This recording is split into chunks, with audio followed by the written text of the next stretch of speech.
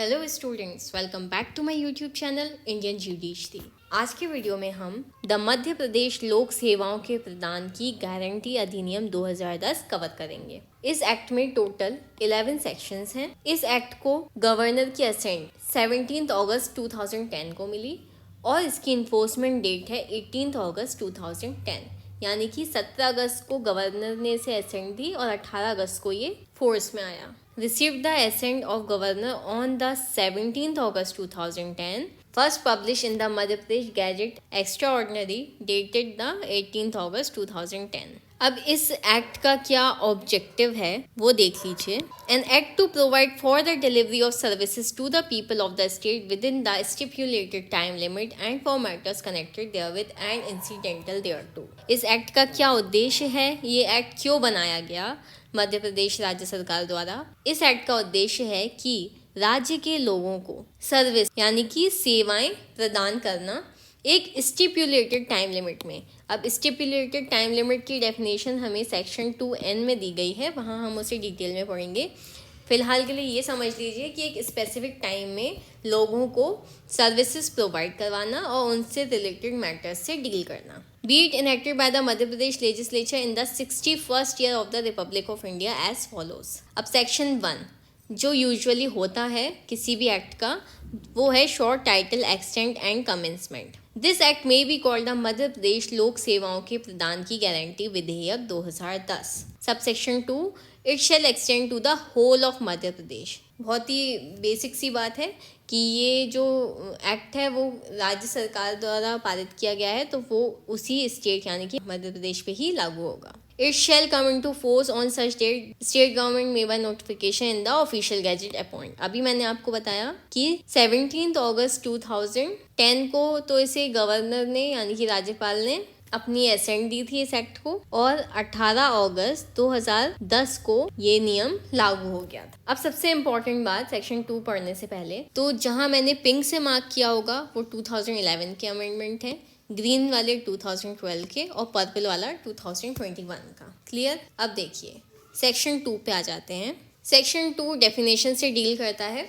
अब यहाँ पे जब 2021 बिल पारित हुआ तो ये सारी डेफिनेशंस हटा के नई डेफिनेशंस को सब्स्टिट्यूट किया गया इनकी जगह। जब इस एक्ट को पढ़ेंगे तो ये वाली डेफिनेशंस इस एक्ट के अकॉर्डिंग नहीं बल्कि 2021 के बिल के अकॉर्डिंग पढ़ेंगे। सेक्शन 2 डेफिनेशन 2A से लेके N तक डेफिनेशन दी गई हैं। 2A डील करता है एप्लीकेशन फॉर्म से, मतलब an application which shall be filed on designated portal by the applicant.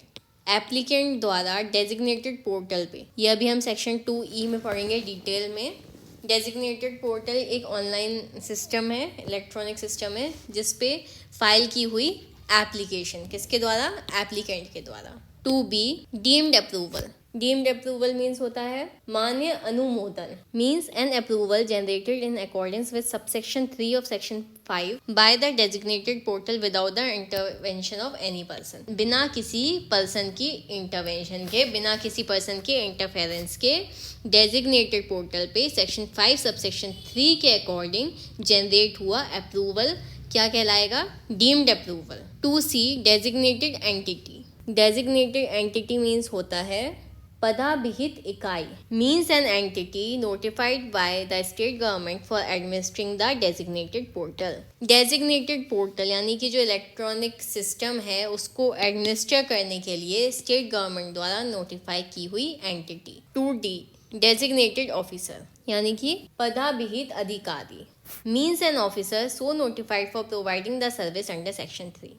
Section 3 के अंतर्गत सर्विस प्रोवाइड करने के लिए नोटिफाई किया हुआ ऑफिसर, ये अभी हम सेक्शन 3 में डिटेल में पढ़ेंगे। सेक्शन 2E डेजिग्नेटेड पोर्टल, मतलब an electronic system maintained by designated entity for the purpose of delivering services. एक ऐसा इलेक्ट्रॉनिक सिस्टम जो कि डेजिग्नेटेड एंटिटी के द्वारा मेंटेन किया जाता है सर्विस डिलीवरी करने के पर्पस के लिए।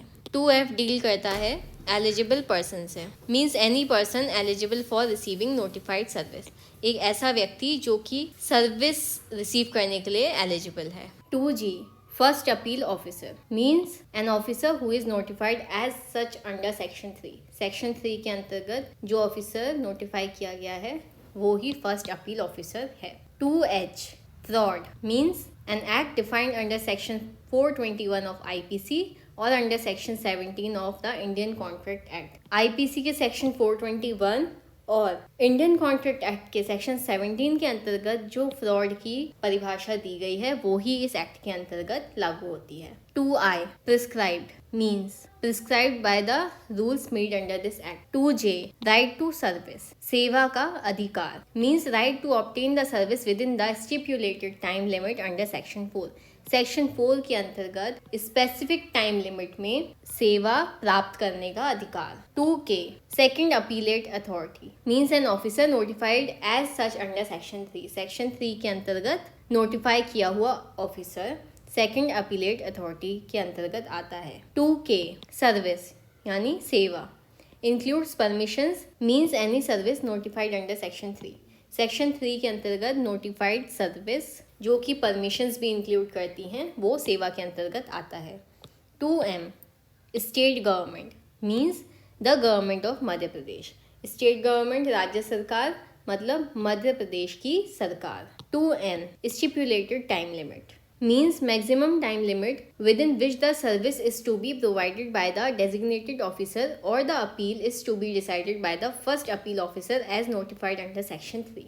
stipulated time limit का मतलब होता है ऐसा maximum time जिसके अंदर सर्विस प्रोवाइड की जानी चाहिए डेजिग्नेटेड ऑफिसर के द्वारा या अपील के द्वारा जो कि फर्स्ट अपीलेट ऑफिसर सेक्शन 3 के अंतर्गत डिसाइड करता है। सेक्शन 2 यहाँ पे कंप्लीट हो गया है। Next section 3 notification of services designated officers first appeal officers second appellate authority and stipulated time limits. सेवाओं परिभीत अधिकारियों प्रथम अपील अधिकारियों द्वितीय अपील प्राधिकारी तथा निश्चित की गई समय सीमाओं की अधिसूचना। Subsection 1 the state government may from time to time notify the services designated officers first appeal officers second appellate authority and stipulated time limit to which this act shall apply।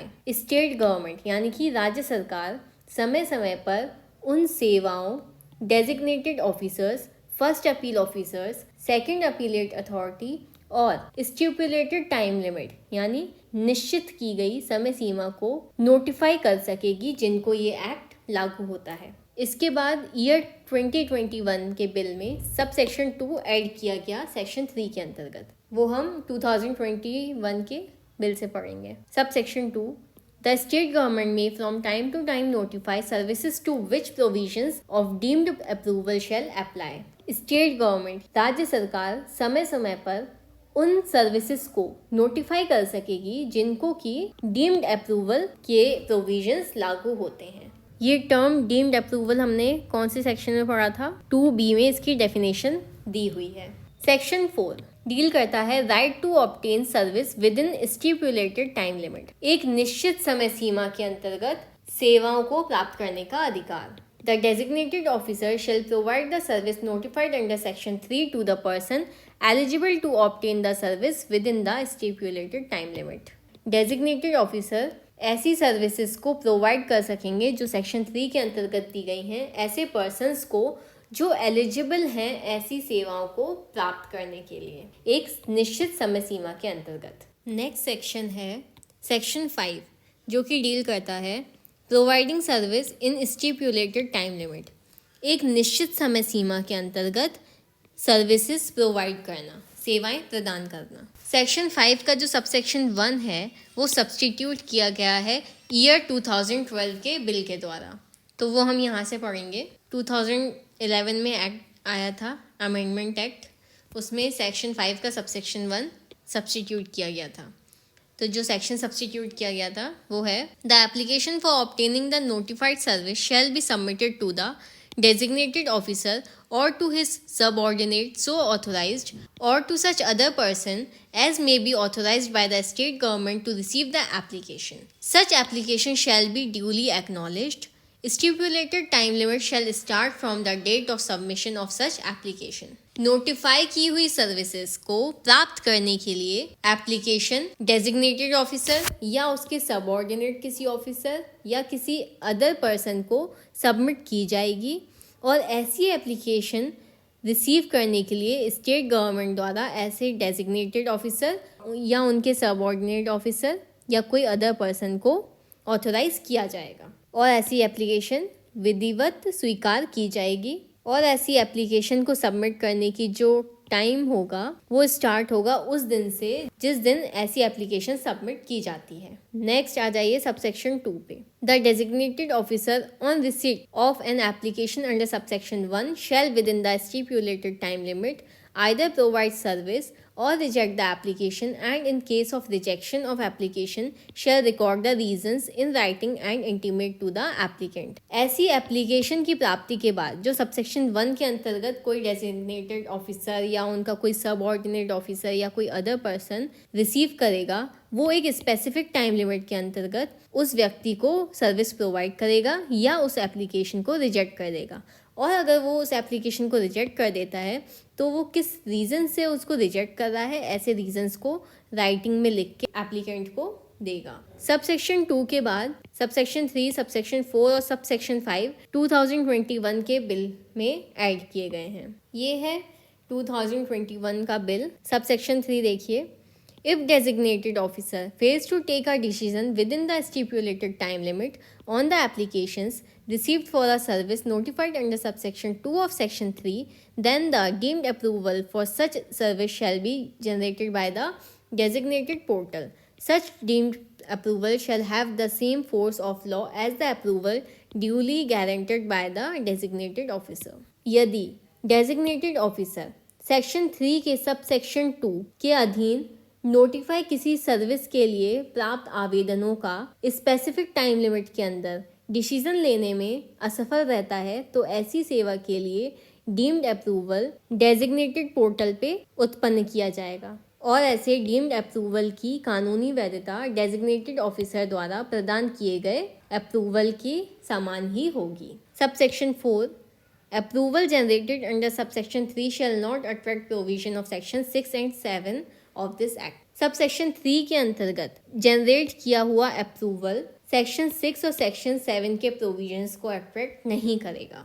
Subsection 5 in case where the service was received by fraudulent act or submission of false information, the designated officer shall revoke the same with immediate effect। fraudulent act यानी कपटपूर्ण कृत्य या false information मिथ्या जानकारी प्रस्तुत करके प्राप्त की गई सेवा की दशा में डेजिग्नेटेड ऑफिसर इमीडिएटली ऐसी सर्विस को वापस ले लेगा, रिवोक कर देगा। आई होप आप लोगों को सेक्शन 5 क्लियर हो गया होगा। सेक्शन 1 टू सेक्शन 5 हमने इस वीडियो में कवर कर लिया है। आगे के सेक्शन हम नेक्स्ट वीडियो में कवर करेंगे विद 2011, 2012 एंड 2021 के अमेंडमेंट के साथ। अगर आपको वीडियो पसंद आई हो तो please do like, share, comment and subscribe our channel. Thank you for watching. Bye.